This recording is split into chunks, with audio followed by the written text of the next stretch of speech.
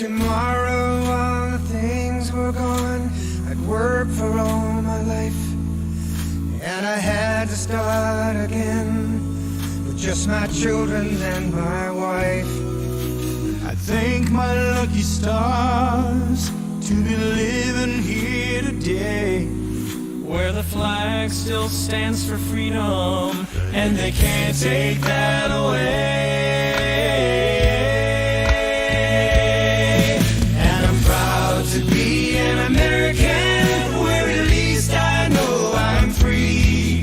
And I won't forget the men who died, who gave that right to me. And I gladly stand up next to you and defend her still today, 'cause there ain't no doubt I love this land. God bless the USA. God bless the USA.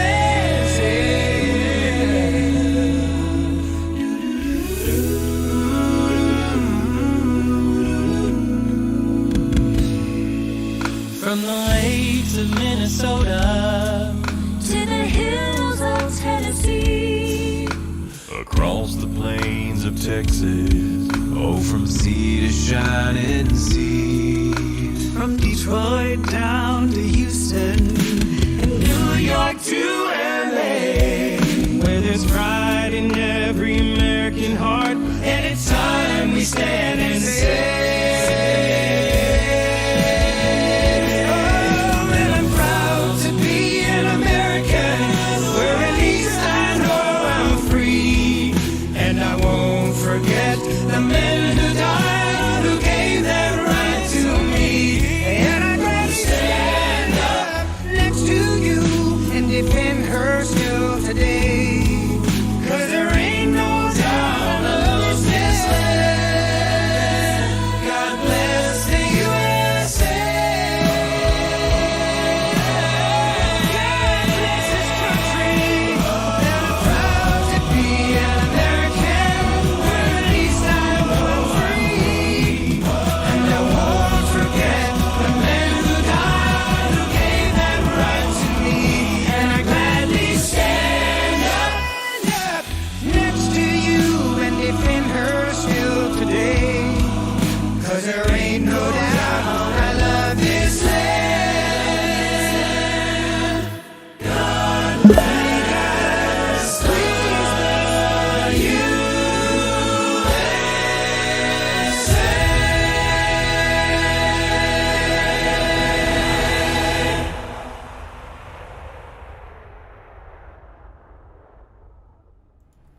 God bless the USA and God bless all of us. Welcome to the Tuesday version of the daily All Hat No Cattle News Rodeo. I am, of course, your host, Hat. Nice to see everyone there. I'd like to welcome the Trovo chat, being busier than the D-Live chat at the moment, yet again. And my sincerest thanks to our newest Trovo member, Ghost3057, known on YouTube as Ghost57. Ghost was kind enough to pick up stakes and move over to Trovo today. One of the very first YouTubers to do that since I announced my potential leaving of the platform at the end of the month.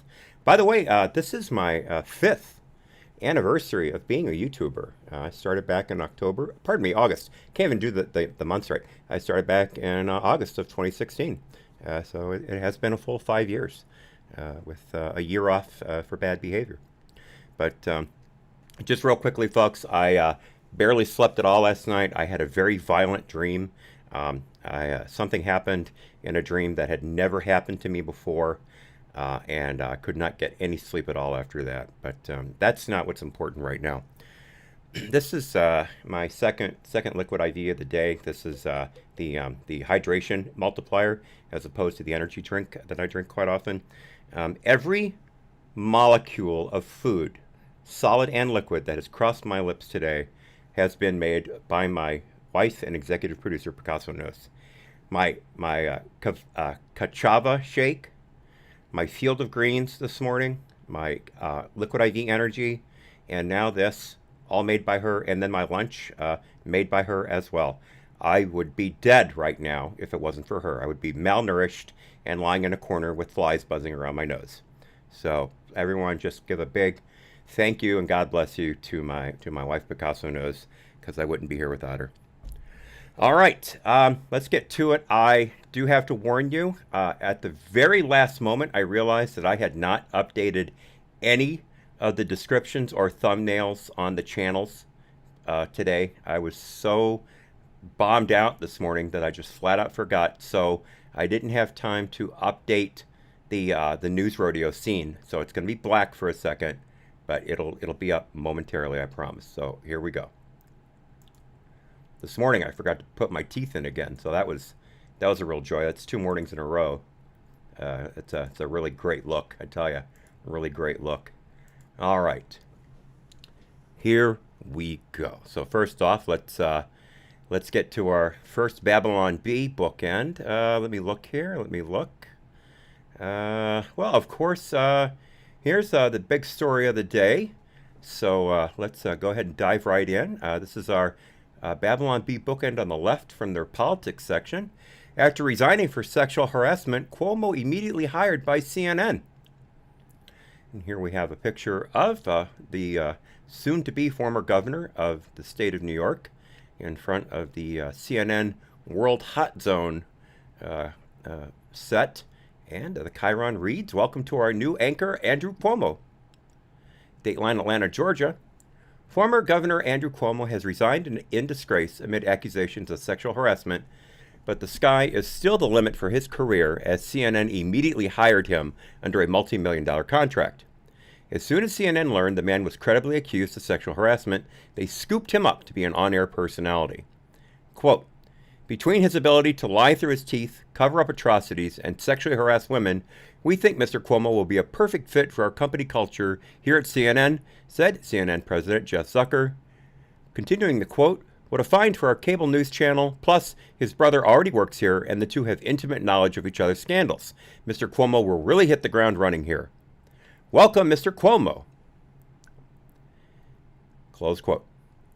At publishing time, CNN had informed the Cuomo brothers will star in a new show called Super Cuomo Brothers, where they jump on seniors' heads to murder them and throw fireballs at the elderly. Sums it up nicely, doesn't it? All right, let us move to my personal conceit, the market. Record territory today, good folks. It seems that the upcoming infrastructure package sailing through the Senate has buoyed the hopes on the Dow Jones. It is up almost a full 0.5% at 35,264 and change. The S&P 500 barely up at all, 0.1%. The NASDAQ losing almost a full 0.5% today, closing well below the 15,000 mark at 14,788 and change. Gold continues its slide, although marginally today, hovering at around $1,730 an ounce at present. Crude oil making a bit of a comeback, up almost a full 3%, currently at $68.40 per barrel of West Texas Intermediate sweet crude. And Bitcoin continues to charge forward, again leading all markets except today for crude oil, being up almost a full 0.7% from the previous mark.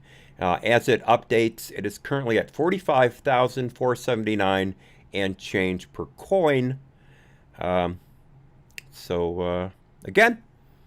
it's beating the markets consistently over the last week, 10 days, but will it hold? Will it hold? We'll just have to see. But I'll tell you right now, again, everyone who was dollar cost averaging last month, up through the first week of this month, when Bitcoin was below 35,000, they are happy. They are happy. Will they continue to be happy? That remains to be seen. All right, so let's get into the news. First off, we just covered the fact that Andrew Cuomo has announced his resignation as governor of New York, effective in 2 weeks, giving the I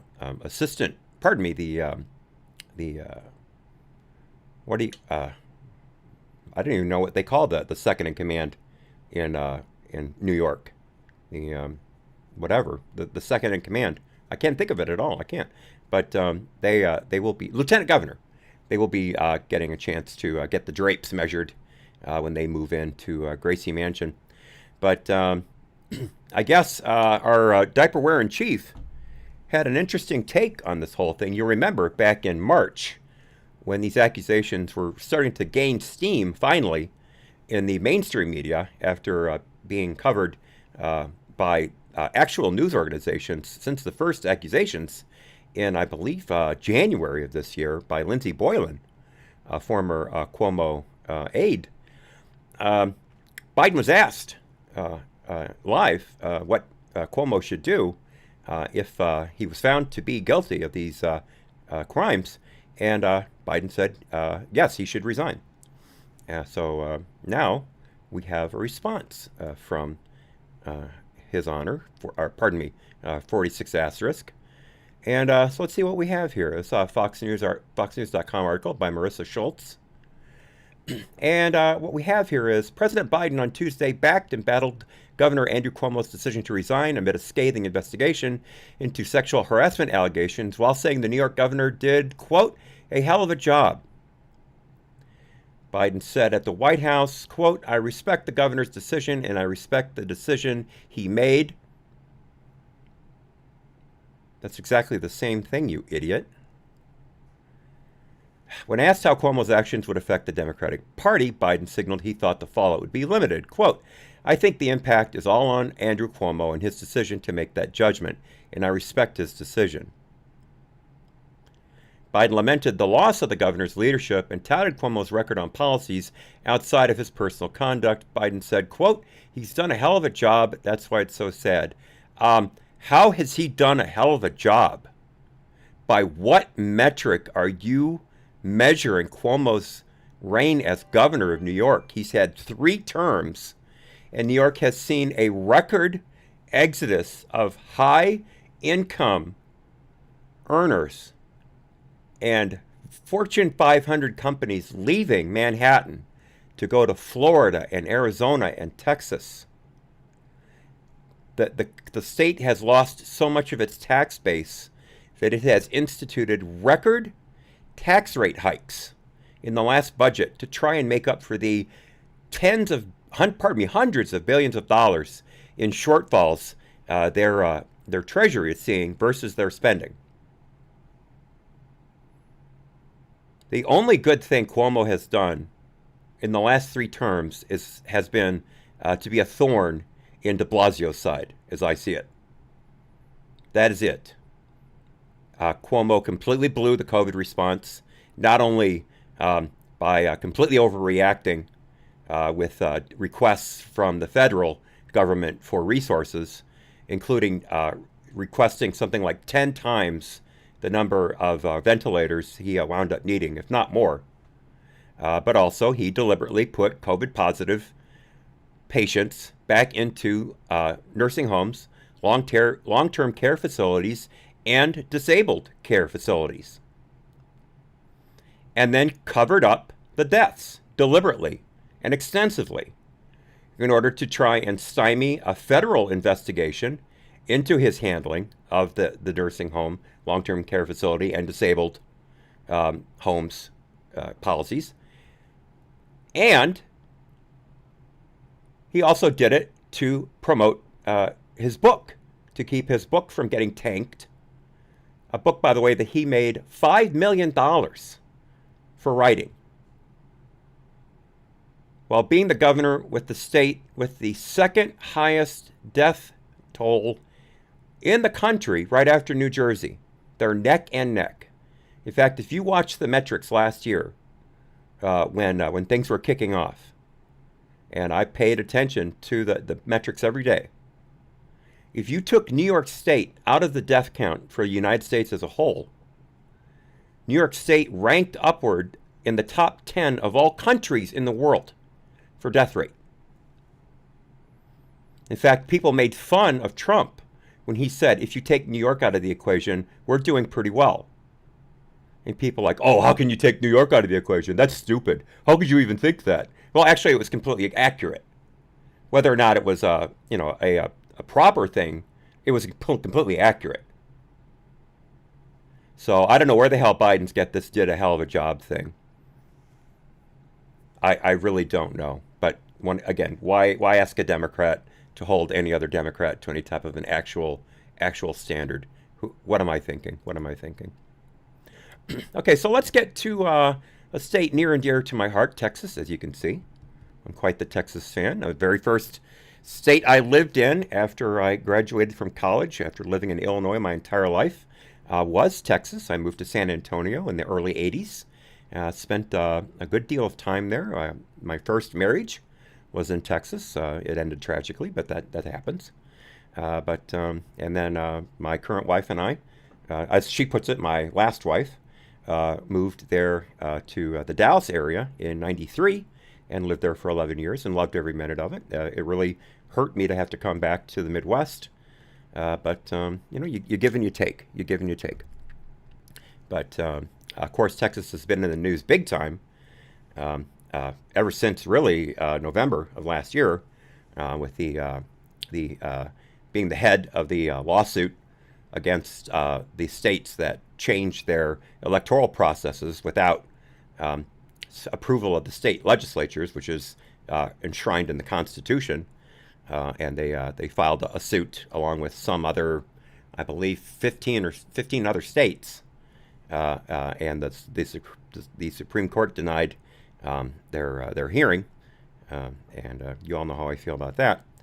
But recently, Texas has been in the news for the border, as it is seeing more people cross in the Rio Grande Valley area, and especially the Del Rio area, more than anywhere else in the country. And we're literally seeing thousands of people not only cross every day, but over 1,000 get away every day, cross the border without being intercepted by Border Patrol or any other Texas law enforcement agencies, and just disappearing into the countryside. And of course, what was it?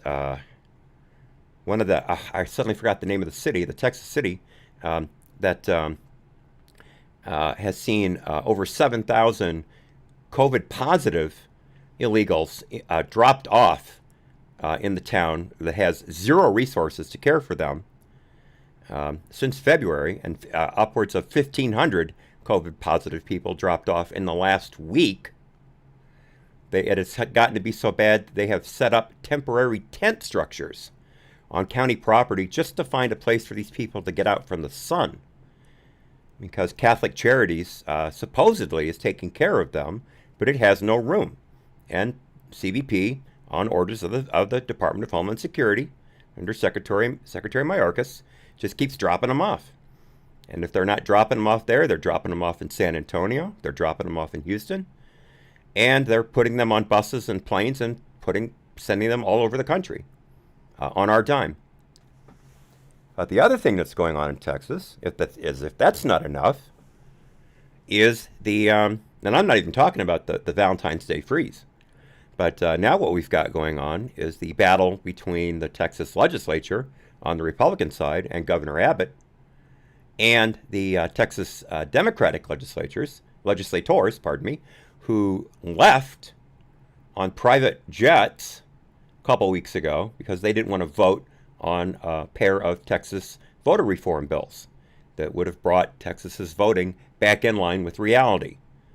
Among the horrible things that these voter laws would do is prohibit motor voter. Now, most people, when you think of motor voter, you think of the fact that when you go to the DMV and get a driver's license, you're automatically registered to vote. California pioneered that back in the, I believe, 80s or 90s. But no, certain municipalities in Texas, especially in the Houston area, they set up drive-through polling stations where you could literally pull up in your car and vote. There was very little oversight. There was also attempts to do mass mail balloting that Governor Abbott was pretty much successful in clamping down. But there were a few other reforms that were very, very not strict, but reasonable. And the Democrats lost their S. And so they bailed. They don't have the majority in the Senate, Texas Senate, or the Texas House.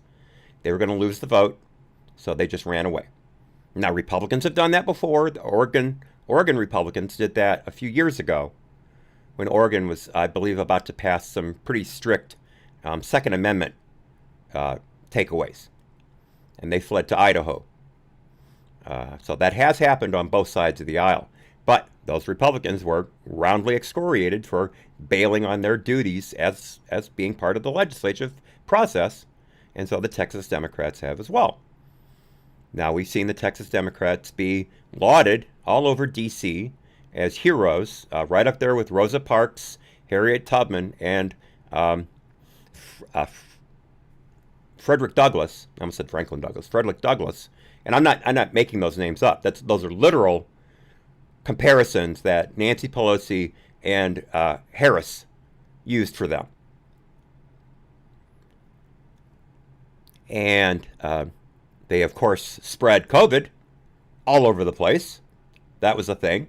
The White House even stopped producing the numbers of how many staff had tested positive because it broke out so heavily.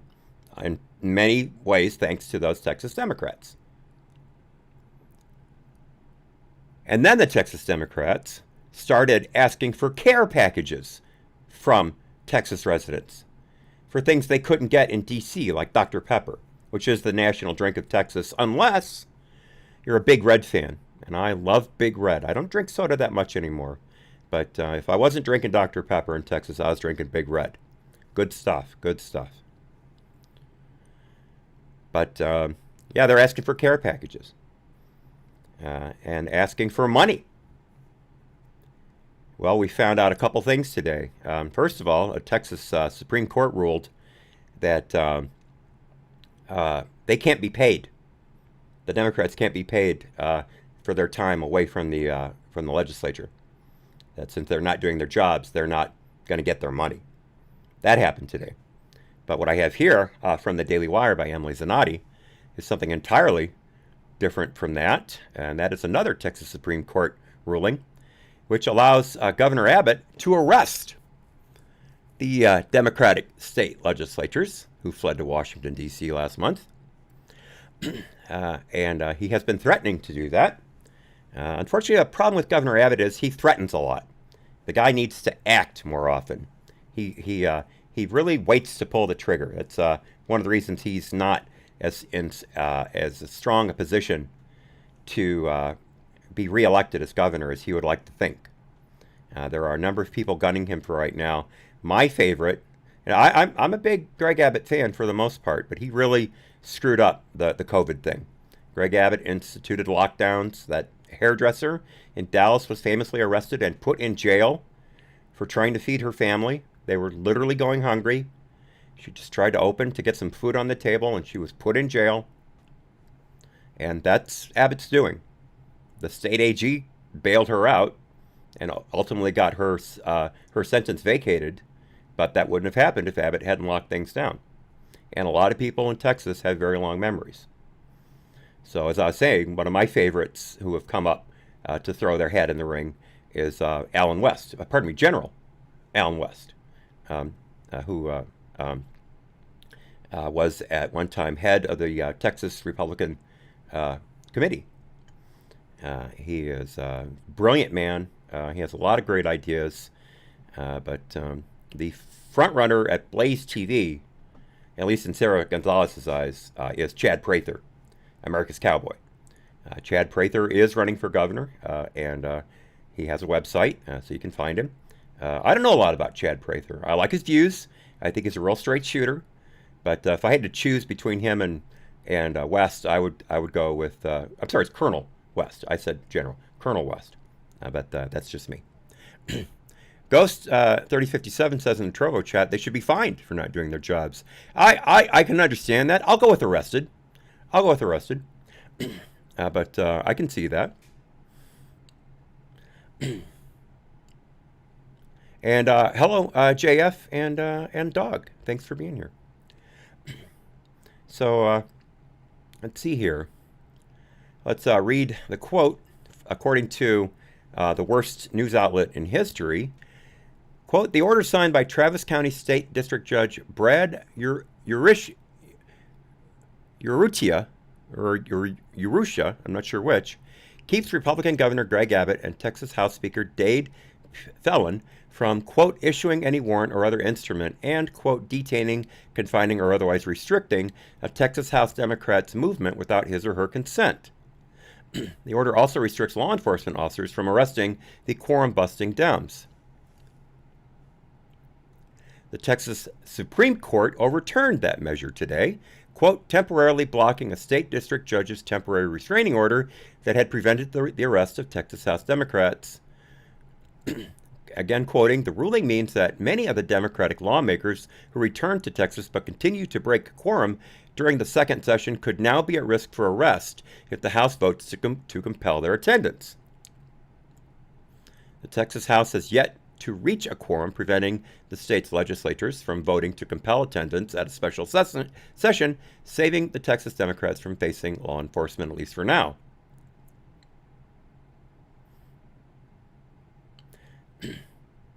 On Monday night, the Texas House voted to institute a, quote, call to the House, which means that legislators cannot leave the session except by express written permission from the Speaker.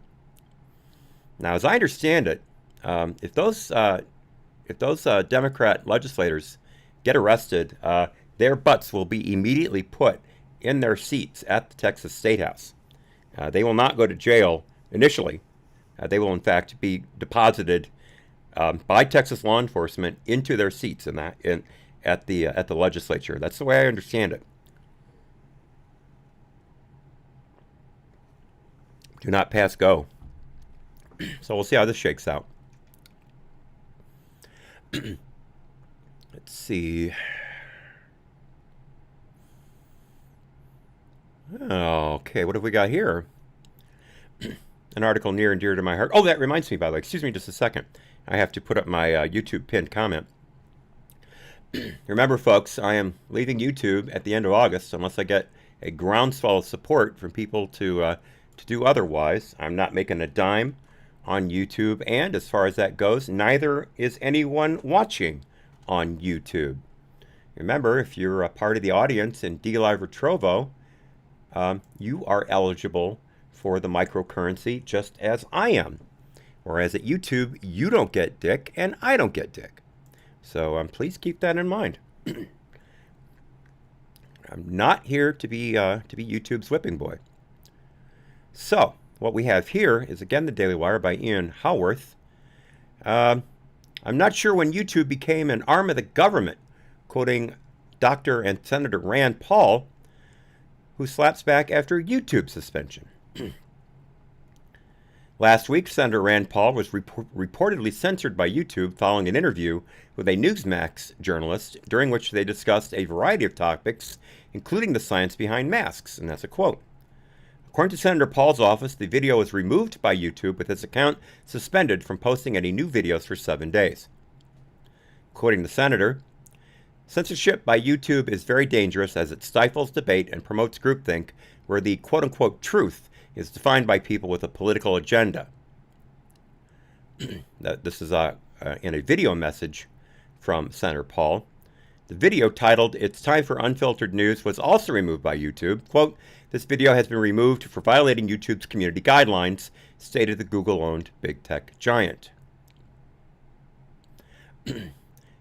Stating Senator Paul in the now-deleted video, quote, "YouTube said the video violated their policy because of my comments on masks and that they don't allow videos that contradict government's guidance on COVID." Senator Paul is part of the government. God. Again, why am I spending a minute on YouTube when they act like this? It's as much my problem as it is anyone else's. During a press call earlier on Tuesday, Senator Paul condemned the apparent link between big tech corporations such as YouTube and the country's legislature. Quote, "I'm not sure when YouTube became an arm of the government, and I'm not really sure it's good for journalism to also be an arm of the government without any repercussions or pushback." Senator Paul also referenced the challenging intersection between the rights of private companies to censor content or ban users and the pursuit of free speech. Quote, As a libertarian-leaning senator, I think private companies have the right to ban me if they want to, but I think it is really anti-free speech, anti-progress of science, which involves skepticism and argumentation to arrive at the truth. Again quoting, we realized this in our court systems, that both sides present facts on either side of a question and complete an adversarial process to reach the truth in each case. Senator Paul also said, quote, journalism isn't far from that, and in some ways the adversarial part of the courtroom is ideally what you would find in journalism, where both sides would present facts, there is a period of argumentation, and people figure out the truth for themselves. YouTube and Google, though, have become an entity so huge that they think they are the arbiter of truth. Senator Paul concluded by directly referencing the ongoing effort to break up big tech corporations. Quote, I will try to challenge my anger not in breaking these companies up, but by publicly expressing my disagreement with them and publicly promoting other channels that offer free speech alternatives. Senator Paul could not have come at a better time. That is my message in a nutshell. In a nutshell. All right, I'll discuss the headline here. Marie McCardle has a headline here. Paris police patrol restaurants, checking for mandatory vaccine passports. There's video out there, folks, of Paris gendarmes literally walking up to people in restaurants and basically saying, your papers, please. Demanding that they produce their vaccine passport or they'll be arrested. That is an actual thing in Paris.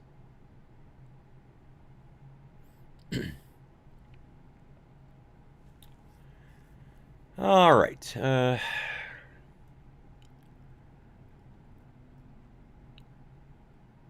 Here's something.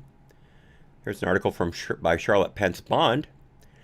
President Joe Biden issued a statement on Monday saying that he welcomes a fresh review of certain documents by the Justice Department after the FBI announced it closed part of an investigation regarding the September 11th terrorist attacks. In a letter to two judges on Monday, two U.S. attorneys wrote on behalf of the FBI saying, quote, the FBI has decided to review its prior privilege assertions to identify additional information appropriate for disclosure. The FBI will disclose such information on a rolling basis as expeditiously as possible. Now, you remember I covered yesterday, and the article mentions, family members of the victims of the 9/11 attacks released a statement last week calling on Biden to declassify certain documents. The families have specifically pushed for documents to be released that pertain to the alleged involvement of Saudi Arabia in the attacks. As reported by the Daily Wire, family members of victims of the September 11th terrorist attacks said Biden should not attend memorial events this year unless he releases classified information. Quote, the group says that as a candidate, Biden pledged to be more transparent and release as much information as possible, but that his administration has since then ignored their letters and requests. We cannot, in good faith and with veneration to those lost, sick, and injured, welcome the president to our hallowed grounds until he fulfills his commitment.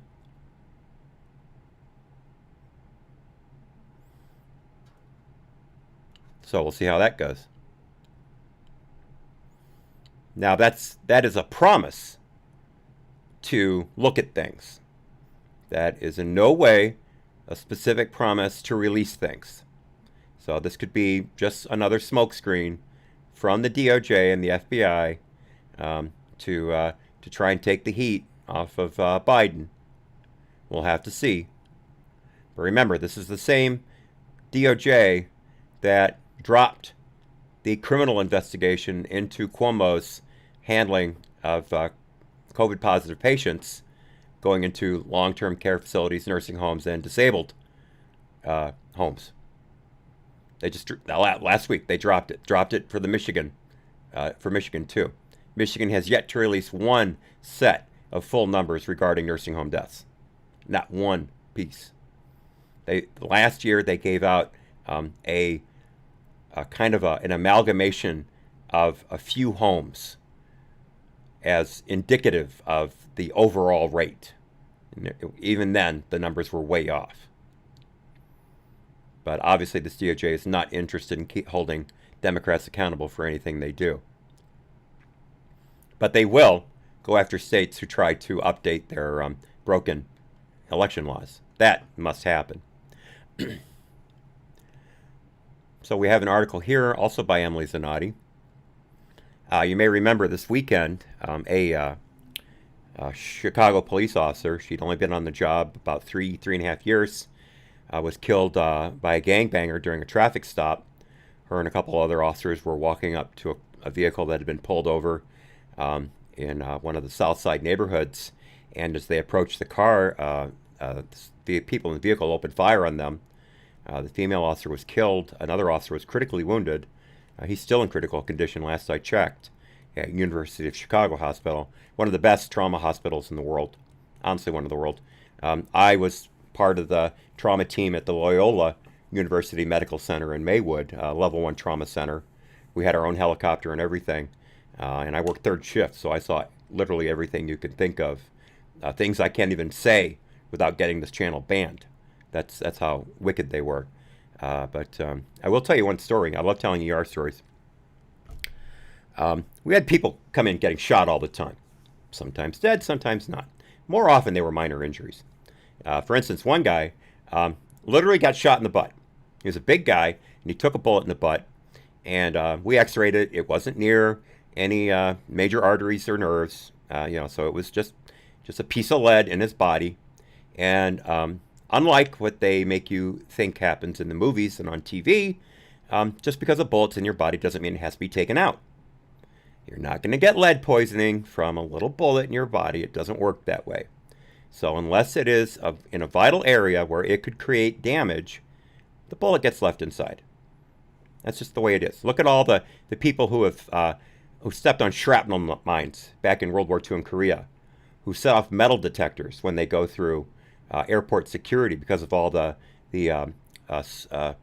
metal shavings in their bodies from the mines, from the grenades. Those were left in. Same with bullets. So this guy got a bullet in his butt, and we tell him, "You're going to be fine.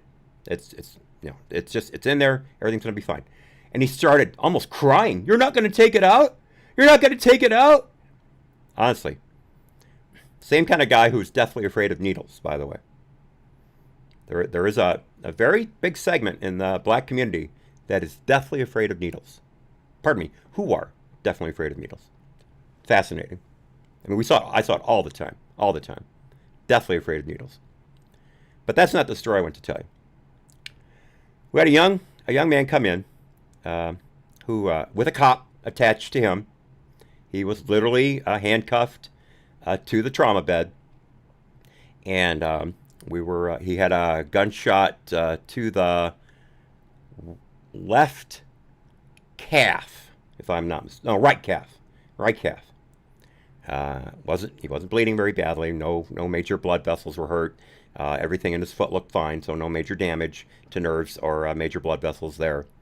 But one of my jobs was to get rid of all the clothes, to make sure that when you have a trauma victim, you want to look at every inch of their body. You don't want to assume that the thing that's bleeding is the worst thing. And again, there are things I could describe to you that would explain that fully, but I can't because they're so gross. But we had cut off his shirt and his t-shirt and his pants, and special shears to do that. But I'm taking off his socks, and I'm rolling down his left sock, and I find a little plastic packet of whitish, gray-brown chunks. Crack. And I say to the cop, "I got crack here." The cop says, "Let me put it in an evidence bag." And the patient says, "Here's the word crack." He goes, No, that ain't crack. That's soap. That's soap. I swear to God. That's what he said. That's soap. And I said, "Well, if you're selling soap instead of crack, no wonder you got shot." Laughter, except from him. The cop loved it. But that's the kind of humor that you have in an emergency room, especially in a trauma center. But that's the light part of crime. Obviously, Chicago is seeing a horrible horrible increase in shootings and murder, carjackings, homelessness. The city, Freudian slip. The shitty is going to Chip. And this police officer dying was a case in point. You may have seen the video, you may not, when Mayor Lightfoot went to the University of Chicago to check in on the officer who had survived, at least at that point in time. I still don't know how they're doing at this very moment. But the officers who were there to check on him, and that whenever a cop's shot, a bunch of cops show up at the hospital. It is just a thing. I don't know where they all come from, but they arrive en masse. And so there's a good dozen cops standing in the waiting area at U of C Medical Center when Lightfoot walked in, and as a person, they turned their back to her. It almost in unison, just flipped around, showed their backs to her.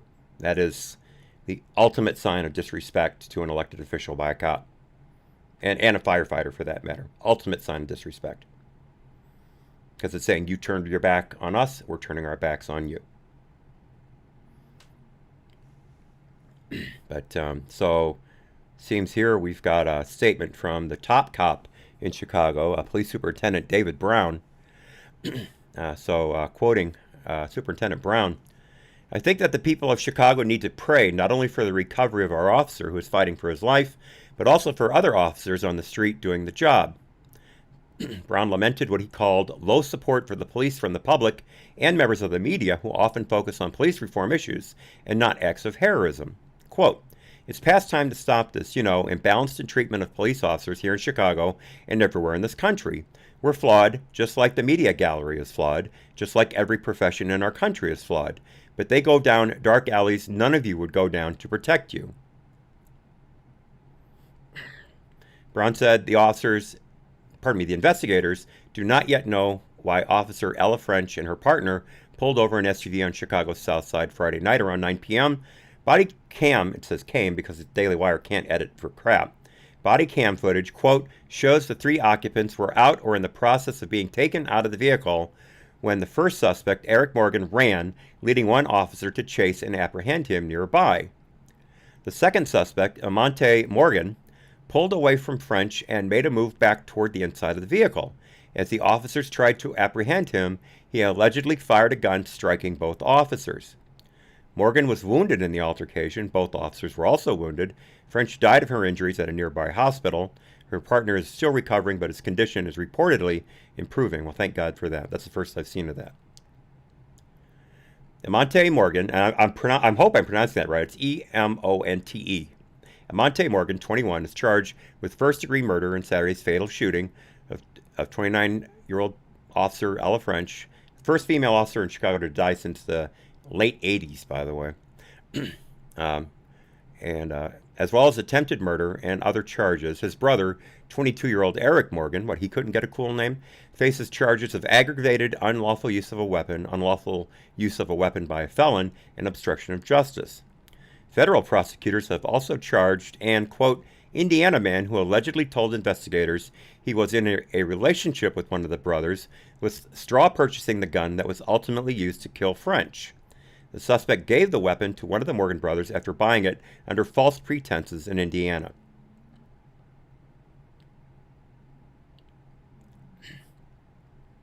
French was the first Chicago police officer killed. I'll speak on that in a moment. French was the first Chicago police officer killed in the line of duty since 2018 and the first female cop to lose her life on the job since the late 90s. Mayor Lori Lightfoot has largely been silent on the incident since Monday after a group of officers standing watch over their colleague outside his hospital room turned their back on the mayor when she paid a visit to the recovering officer. Let's see. So what we've got here is Quote, just moments before, about 30 officers turned their backs on the mayor. Oh, 30. I didn't think it was that many. 30 officers turned their backs on the mayor. Lightfoot tried to talk to the male officer's father, who himself is a retired Chicago police officer. He clearly wanted nothing to do with Lightfoot, according to two sources who were there. The father excoriated the mayor and blamed her for what had happened. Lightfoot is getting it from all sides in Chicago. There's not much of a right side, if you will, a Republican side in Cook County. Just not much of it at all. And what there is out in the suburbs surrounding the outer areas. The inside of Cook County is basically Democrat, Democrat, Democrat. But anywhere from the near left to the far left are going after Lightfoot. The far left doesn't think she's gone far enough in defunding the police, and the near left thinks she is ruining the city with her inability to stop homelessness and refusal over and over again to take federal help to stop the boiling crime rate that has started since last May until just a month ago. And even then, that hasn't made a bit of a difference. Chicago set a record for number of shootings and number of, number of shootings last weekend. I don't think they set a record for number of deaths. But it was a massive, massive number. Over 70 were shot just in a 24-hour period, including two mass shooting events. At least 13 people were killed. But let me talk about this straw purchase. For those of you who aren't familiar with the term, when you buy a gun, a couple things have to happen. Obviously, you have to show ID. It has to be a picture ID. And you have to fill out something called the 4473. Form 4473 is a federal document that's, I believe it's filled out in duplicate, or triplicate, actually, triplicate. No, duplicate. That's right. Something else is triplicate. But the 4473 is filled out in duplicate. And you have to answer, I believe it's 11 or 12 questions regarding your status as a citizen in such areas as, are you a convicted felon? Are you a person who was dishonorably discharged from the military? Have you been convicted of a misdemeanor domestic battery charge, or are you currently on probation for a domestic battery charge, or under threat of trial, something like that? You also have to answer if you're a citizen or not. And then there are also things about race, color of eyes, color of hair, things like that. But if you answer any of those questions wrong, they can just throw it away and leave. Bye-bye. See ya.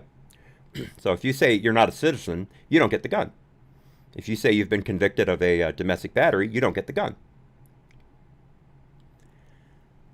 So you fill all that out, and then they run you through what's called the NICS, the NCIS, the National Criminal Instant Check System, the database, the FBI database. And they put your name and your driver's license and all that into the system, and hopefully within seconds, the database kicks back that you're clear, that you can open the firearm. You have sometimes delays, and with the record gun sales we've seen since last year, there have quite often been some delays. Sometimes you have to come back the next day. The NICS system has, I believe, 72 hours to confirm or deny your right to the firearm, and if it does not happen within that time, then you are automatically allowed to purchase it. You default it to ownership. But one of the things on the 4473 is basically, this is my gun, I'm going to own it, it will belong to me. I'm not buying it for someone who cannot buy a gun legally. If you buy a gun under false pretenses and give it to someone who is not legally allowed to own a firearm, that is called a straw purchase. Basically, a fake, like a straw man, a fake man, a straw purchase. And we've been told over and over again that the vast majority of illegal guns on the streets are from straw purchases. This is why Biden last month said he was going to increase the number of ATF bureaucrats who were going to overlook gun stores.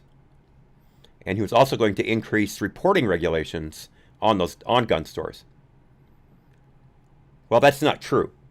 There are straw purchases, sure.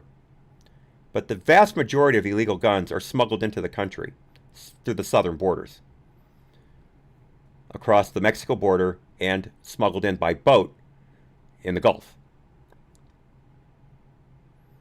They come in by the thousands every day. No one knows this. No one talks about it. The only reason I know about it is because I was shooting next to a federal law enforcement officer at my last training class with the USCCA, the United States Concealed Carry Association. I was taking a class to be basically a combat pistol instructor, a close quarters pistol defense. And I was taking that class, and I wound up shooting next to this federal officer. He trains every agency you can think of. And he and I were the best shots in the group. We were constantly challenging each other. And we were talking, and he said, I got a friend who used to work with me on one of my details, and he joined a federal office that he said, basically, I can't tell you their name. And he called me the other day and said, look, I can only tell you this once. And remember, these guys are best friends. The guy called my person and said, I can only tell you this once. I'm on a gun smuggling interdiction team. And you would not believe how many guns we see a day. You would not believe it if I told you. And I can't tell you. And as I understand it, he was based in Florida. So those are coming in by boat.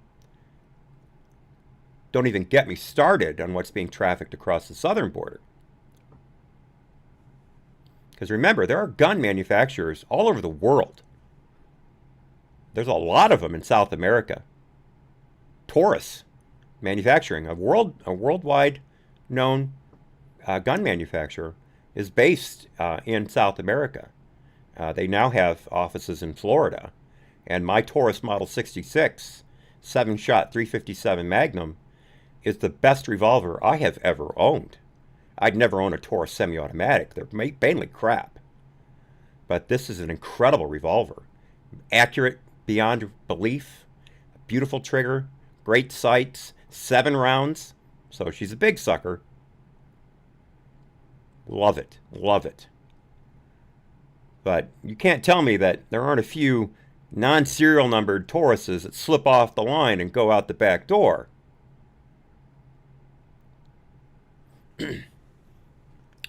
But, so that is the gun problem.